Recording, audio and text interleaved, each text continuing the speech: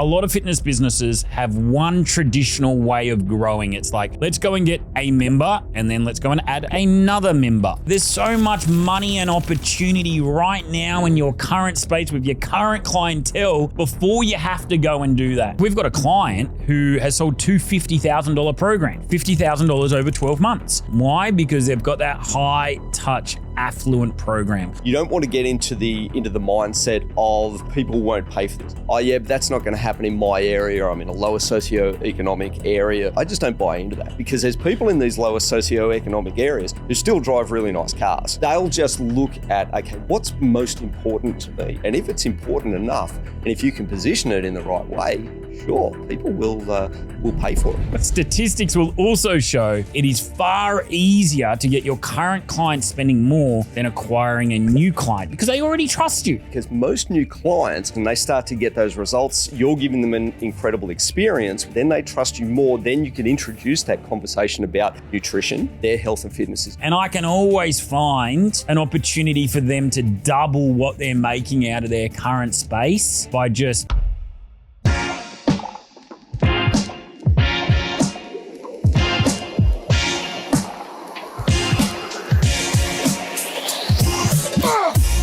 Welcome to Profit Made Simple. My name is Dan Henderson, and today I have a returning guest, a long-time Fitness Profit team member, Mr. Kevin Frazier. Great to be back, mate. Mate, great to have you here. It actually, planning for today's episodes, it's a 2-episode series today. I was reminiscing, and you and I were doing this kind of thing way back almost 10 years ago in our head office at Alexandria, just around the corner. We were doing it via Facebook Lives. Do you remember those days? Mate, you've taken me way back now. And look, neither of us have aged, which is the great thing after Not a year, years. not a day. Not a day. Yeah, no, great to have you back. We've done a couple of episodes with Kev in the past on all things sales. He is our sales guru. But today we're doing episodes around a couple of other categories, and something I'm really passionate about and am a big advocate of, and that is profit layers or revenue layers in your business. And the biggest reason I'm so bullish on revenue layers is that a lot of fitness businesses have one traditional way of growing. It's like, let's go and get a member and then let's go and add another member. And what they're not acknowledging or failing to do so is that there are members in their community that want more. They want to spend more money. They want more resources. They want more accountability. They want more contact. They're also failing to realize the absolute capacity of their team, of their location, of their skills. And that's why I love revenue layers, many verticals in a business. In saying that, our next episode is going to be on simplicity. And so we need to ensure that the revenue layers don't add unnecessary complexity, that we actually have some kind of coherence and strategy to adding those as well. Yeah, I love how you've actually tied those together. It's a little bit of a conundrum to try and work that out. But yeah, you're exactly right. What we generally focus on, if we have a studio, if we have a business within the fitness industry, it's all about like acquisition. Yeah. How do I get more leads? How do I get more clients? How do I grow and scale, which is incredibly important. Like it's a big part of it. But also, how can we actually get the most out of our business? The clients that we've got, as you said, clients want more. They want greater service. They want greater results. They want a greater experience. And sometimes we can add new revenue layers into that, which is going to have the biggest impact on them, particularly from a profit perspective as well. Huge from a profit perspective. And this is what I love about our community, because so many of our guys are doing this and they're doing it really well. And they are just extracting everything they can out of their current client base, out of their current location, out of their current team, and therefore with that better utilization of the resources, they are far more profitable. Yeah. And it's all in our name as well. We've got Fitness Profit. Yeah. And we've got Profit Made Simple. There's the podcast. So it's in the name. So we want to live and breathe and share this. So I want to get straight into it for you. Question one, why add another revenue stream? Yeah. So look, I'm going to give you 4 reasons. I'm not going to give you one, Kev. I'm going to dive deep into this. So number 1 is a really important number that we need to know with our fitness businesses, and that is lifetime client value. And so how much is each client worth to us? And you need to know this. As business owners, you need to know this number. I'll give you a really practical, simple way that you can actually work it out. Simply just go back on your last 20 cancellations. How much money did they spend with you? What was the average of that? That's your lifetime client value. And every time someone leaves, just keep updating those numbers. A lot of the time, as we've already discussed, it's like, all right, well, I'm going to sign my client up. They're going to be $60 a week. Average team training gym keeps them for 9 months, right? So let's call it 9 months is around 36 times 6.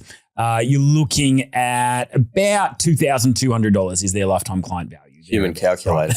Thereabouts, right? Right there. But how about if that client now all of a sudden is getting nutrition coaching? Then they might do our retreat. Then they're buying some meals with us. Then they're doing some supplements. They're going to buy some internal challenges. We can take that 2,400 and it might be now all of a sudden 4,800, for example.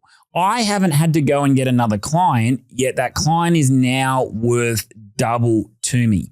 This now means that there's less pressure on my marketing costs, on my acquisition costs. We know that they are skyrocketing right now, like all the numbers will show it. And the client itself is worth a lot more to us. And so that just means just a better, more profitable business. Statistics will also show that it is far easier to get your current client spending more than acquiring a new client because they already trust you. Well, that's what I was going to get into as well. This is where the trust element comes in because most new clients, even though they come in and they've got a specific level of trust when they start, as that goes and they start to get those results, you're giving them an incredible experience, which is going to be, over the first few months, then they trust you more. Then you can introduce that conversation about nutrition. You can introduce that conversation about like the next layer of how their health and fitness is going to continue to improve because you've built that trust right there. Now, you're also talking, there was a 9-month period. That's the average time frame that someone stays in a team training facility. The more you can add some of these really beneficial revenue layers, that's going to increase that retention as well. So they might not just be staying there for 9 months. Now they might go to 12 months, 15 months, 18 months. Absolutely. Yeah. That's a great point. So there's actually a lot of studies done in other industries. And one of them is the banking industry. And what banks found is if you have 3 or more products with the bank, then you are far less likely to leave. All right. They have you there because now they've got your home loan. They've got maybe, some kind of insurance with you, and then they might have your everyday banking, right? You're far less likely to leave. So similarly in our fitness business, if we have more services that they're actually a part of, then they're far less likely to leave. So not only are we increasing LCV by increasing the spend, but we're also doing it through increasing retention. So. Also means they don't have to look outside. So if you're offering a nutrition program, they don't have to go look for a nutritionist or dietitian or something like that. I think that's a really good point there. And it's like one of the questions I'd ask and is going, all right, well, where else are they spending money for their health and fitness? And is that something that we can offer? Maybe it's not, but like a lot of our clients have added meals, for example, because they want to eat healthy. They want to have all the macros done for them, and they can add, $10,000 a year in profit just by selling meals, something that they're already buying, right? They might be buying muscle meals or whatever else. So they're already buying it. Now you can provide it, and you're making profit, you're making ease of access. It only enhances the results as well. Supplementation. I was speaking to a client yesterday and he said, I'm sending all my clients across the road to Woolworths. So he's like, I'm bringing it all in-house. I'm creating these subscriptions. We're creating 3 different packs. We're using it with true protein. There's 30 to 35% margin in there. It's a better product. They're already buying and spending it somewhere else. Done. Now we start to buy into simplicity because we're making it much more simple for the client as well. Yeah, that's right. I mean, it is. It's like, well, I can send you across the car park to Woolworths, or I can just give it to you right here, right now, and I can put it on an auto subscription for you. Love it. So that's number one, lifetime client value. I said there's 4 reasons and we dived into that one, but next one I really like is underutilized capacity. And I think a lot of gym and studio owners will resonate with this is, man, my studio is just dead in the middle of the day. So it's absolutely pumping before work. It's great after work, but that middle of the day period is dead. Yet we're still having to pay our rents for that, all the utilities and everything else. So how can we get better utilization? Adding some revenue layers in there can help us do so. And look, I'll dive in deeper into some of the revenue layers later, but really quickly, 2 that I love right now. Number one is older adults. So we've had Van Marinos on this podcast from Community Moves. We've had Heath Jones from Active and Ageless. We know that this is a huge emerging space, and it's a space our clients are just dominating in right now. And the great thing is the utilization of people 60 plus in the gym is they're happy to do it at 11 o'clock, right? In the day. They're happy to do it at midday. So that's one opportunity. The other one, and again, our clients are just doing incredibly well. So many fantastic examples in our community is the youth market. So, youth sports performance, youth strength and conditioning, because you can do that at 4 o'clock. And that 4 to 5 o'clock, you're not getting adults in generally at that point in time. It's an underutilized space. So we're now starting to we're already paying the rent. Let's extract more money out of that rent in quieter periods. So I really love this. Yeah, absolutely love that. I love the idea of the aging population or mature population, if you want to call it that, because like around about that 60, people at that age, like 60 is not old anymore. So people are still wanting to get healthier. They're wanting to build muscle. They're much more educated on like, I need to be stronger. I need to eat more protein. I need to be strength training in my mature years. It's really important. So they're really well educated there. The other thing, as you said, they've got time, in those dead spots in the gym. So they love that. And the other thing is as well, they're generally, they've got expendable money. Yeah. So they can afford to spend on that because mortgage may well be paid off. Kids are out of home, so they've got less expenses. So they can actually afford to invest less transient, more disposable income and in off-peak periods. Like it just makes so much sense. Absolutely. Got to be marketing to that. Yeah. That market. So that's kind of like a time underutilization. Then you might have some great coaches right now and going, well, how can we get our coaches even delivering more value for our community? Maybe there's an accountability program, a nutrition coaching program, and we can, instead of them cleaning the facility or, just doing some kind of arduous, tedious tasks that don't actually add to our bottom line, we add additional layers of services and it uses their skills a lot better as well. Love it. That's number 2.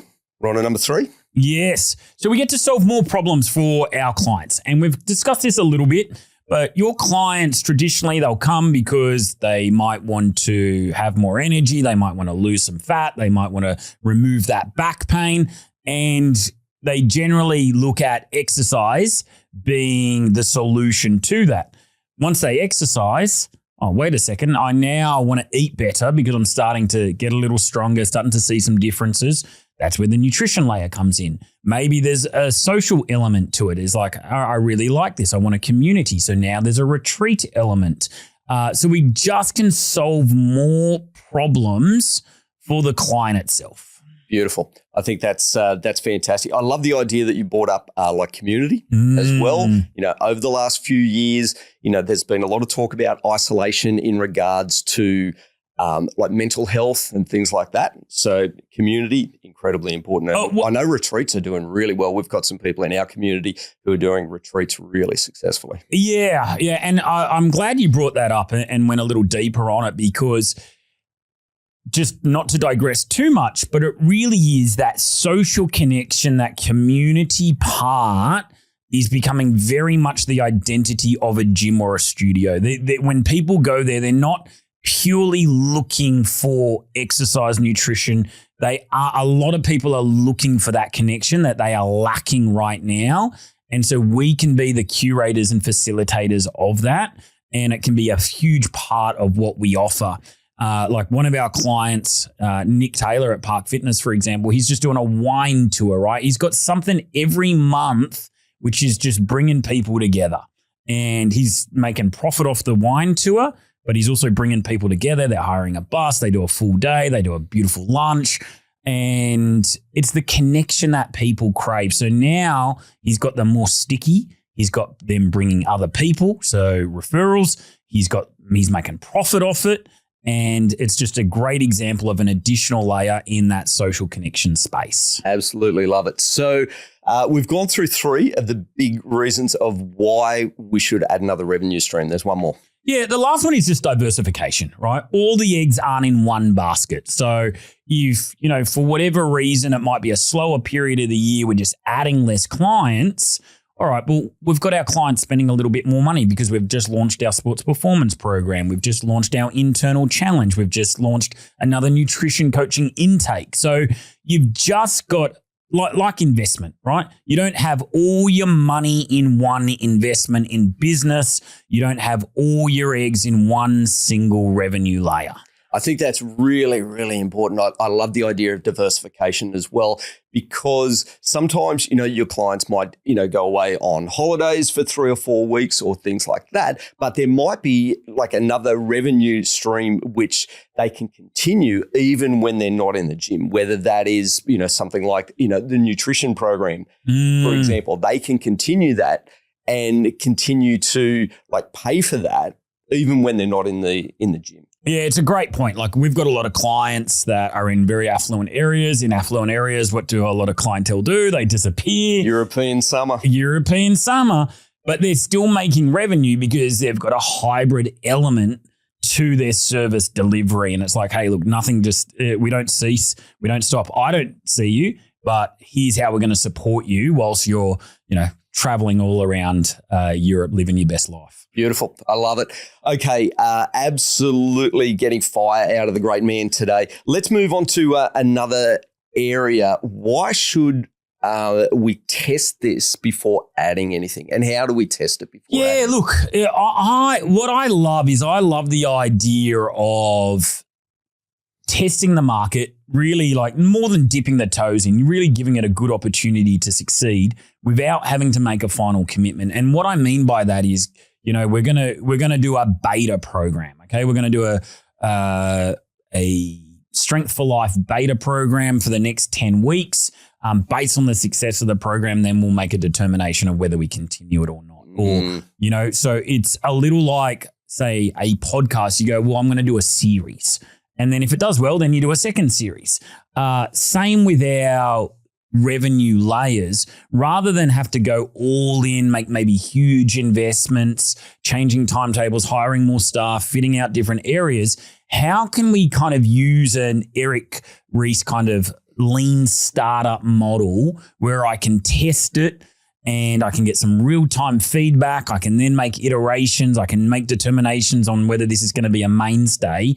How can I do so? So I'll give you an example in our world. We're doing our first ever retreat, leadership retreat. Now, originally I wanted to do an overseas retreat, and I was like, well, let's test it first with a local retreat. Let's see, what the market says. Do they want it? Let's deliver it. Let's see how much it takes away from our team from a resource perspective. Then we can then make an informed decision. Is this something we're going to add regularly to the calendar? Are we going to escalate it and elevate it by doing it overseas? And that's the kind of beta test that I really like. Yeah, I love that. The idea of testing. Let's find out if our market wants this. Yeah. Yeah, how do you, you've got to put it out, right? And I think this is probably, I think it takes some of the pressure off the service provider as well, because a lot of the time they're like, oh, this just seems so big, damn, I've got to do this youth strength and conditioning or performance program. I'm going to have to buy testing plates. I'm going to have to, do all these things. And it's like, no, what's the leanest possible version that we can test, whether there is actually a market out there? Let's see how, it resonates with our community. Then we can make a better determination. Beautiful. I love the idea of the specialized programs. Let's talk higher touch services. Yes. Yeah. So look, higher touch, people will pay. And like in our world, people will pay for more one-on-one time, for example. They will pay for just more support, more accountability. And I categorize all the different layers into different areas. So we've got specialized programs. So that's where you're going more of your athlete development programs, your older adult programs. You're going maybe programs around specific, musculoskeletal injuries. So that's your specialized programs. Then you've got your higher touch programs where this might be more of a concierge service. It might be more of that hybrid element. It might be you're incorporating some non-sweat check-ins. So it really is going to that next level. Like we've had clients go really far with this where it's going into their houses and actually going into their pantries and having a look at what they've got in there and showing them how to do some simple cooking, even traveling with them. So these are the higher touch services that people will happily pay a lot of money for that extra support. I love what you've just said there right at the end. People will actually pay for these services. So you don't want to get into the mindset of, people won't pay for this. Because no, they actually will. And a lot of things which come up, which I hear as well, people say, oh yeah, but that's not going to happen in my area. I'm in a lower socioeconomic area, or things like that. In a lot of cases, I just don't buy into that because there's people in these lower socioeconomic areas who still drive really nice cars. And they'll just look at, okay, what's most important to me? And if it's important enough, and if you can position it in the right way, sure, people will pay for it. Great experience, great result. Absolutely. There's 10% of the population in any area that will pay a lot of money. So there's always an affluent 10%. And so that's who we're targeting for those more high touch services, that nutrition coaching, that accountability coaching, the hybrid delivery of programs, that concierge style, style delivery essentially, right? Like we've got a client who has sold two $50,000 programs. So good. $50,000 over 12 months. They've sold two of them. Why? Because they've got that high touch affluent program. So we've got specialized programs, then we've got the high touch programs. The next one is more of your products. So we've already spoken a little about it, but this is your meals, it's your supplements, it's your merchandise. Like one of our clients does this particularly well. They always release different lines of merchandise. They get it designed by like a well-known designer. They do limited runs of it. The community gets really pumped up around it. It could be recovery products as well, really big right now, particularly if it fits your philosophy. Maybe you could put together a recovery pack. One of my clients just put together a sleep pack, which was really, really nice. So that's the product side. Love it. Okay, so we've spoken products. We've spoken briefly about experiences. Let's just dig a little bit deeper on that. Yeah, so that would be the last category. So we've got 4 categories of different layers. The last one is the experiences. So this is going to be challenges that you're going to run. This is going to be nutrition coaching, maybe intensives that you're going to run. It's going to be retreats. And when I say retreats, what our clients have done particularly well is some have done big retreats overseas. We've got one person in our community that does these amazing Muay Thai retreats in particular. But it can also be local retreats, so you don't have to go overseas. It might be climb in Kosciuszko. Again, we've had clients in our community do that really well. But then the other type of retreat is just like an intensive that you have in-house, and you bring in different specialists. You bring in, the breathwork specialists. You bring in just different services that you normally wouldn't have. You get it beautifully catered. You deliver a combination of workshops, seminars, practical and educational, and you have a local retreat in your facility. That's really interesting. Yeah, you can do it within your walls. So you're not having to pay a lot of money, but you're still getting the buy-in from your community. That's it. So they're the 4 big categories when it comes to our revenue layers. Okay. Let's go into the really important strategic principle, and I love what you want to talk about here, which is go deeper before you go wider. Yeah, so a lot of people are going, I want to open the second, the third, the fourth location, and I admire, I really do admire the enthusiasm, the ambition. I never want to extinguish that, but quite often I'll have a look and I'll go, there's so much money and opportunity right now in your current space with your current clientele before you have to go and do that. And I can always find an opportunity for them to double what they're making out of their current space by just playing with their pricing, their packaging, and their product ecosystem. So does this essentially come down to extracting the most amount of profit from location one, for example? Because, quite often a lot of people, as you just mentioned, they've opened up their first facility, it's running well, it's successful. Oh, great. If I open up another one, it's just going to double everything. I'll double the revenue, I'll double the members, I'll double the profit, all of that kind of stuff. But they haven't extracted and systemized, and in some cases automated, everything which they can in that first location. Absolutely. And I mean, locations are expensive. Rents are only getting more expensive. Utilities, insurances, strata. Sometimes you have to pay things like land tax, the fit outs, everything is expensive when it comes to a facility. So I would go, all right, I'm not against we've got many multiple facility owners in our community, but I would much rather look at the current space and go, all right, have I absolutely squeezed that lemon dry, right? Have I got every drop of profitability out of this? Yep. Absolutely love that. That's 100% crucial. Okay, so let's give them an example of how some of these would look. Let's make up a simple hypothetical situation. Oh, look, I mean, I think there's plenty of examples in our community, and there really is they could, when I've broken it down, I go, right now you've got 150 members and they go, I want to get to 300. I want to double the business. And I was like, well, would you be open to hearing another way? And we look at that other way, and it's not going 150 to 300, it's going 150 to 200, but it's still delivering the same amount of revenue that they would get with 300. Even better profit margins because there's less pressure on the acquisition. And now the clients, we just layer that in, right? And the example I always give with this is it's like a plate spinner.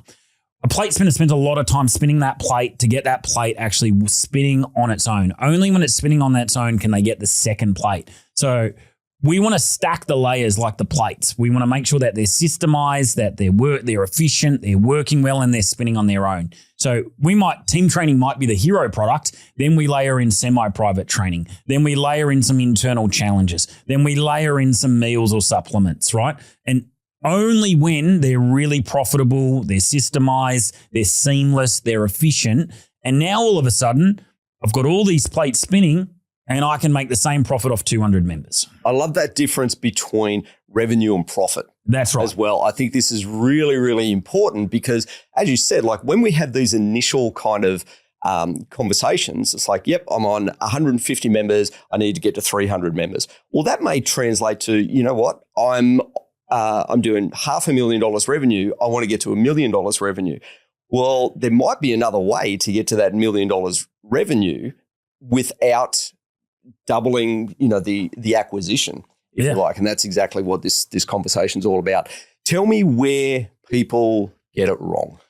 Look, it's just, we're going to dive into our simplicity episode after this. And it's really where they just try to do too much too soon. They try to do it all at once. So like I said, just one layer at a time. You're probably not looking to add more than 2 layers per year, because you want to make sure that they are working, that they are efficient, that they are profitable. Quite often where people get it wrong is they just try to do too much. Yeah. Right? And I think this is where systems come into play as well. 100%. 100%. You got to develop those systems. That takes a little bit of time. You got to constantly iterate and refine once you introduce it. So that would be where the biggest problem occurs. This has been an absolutely fantastic and crucial podcast.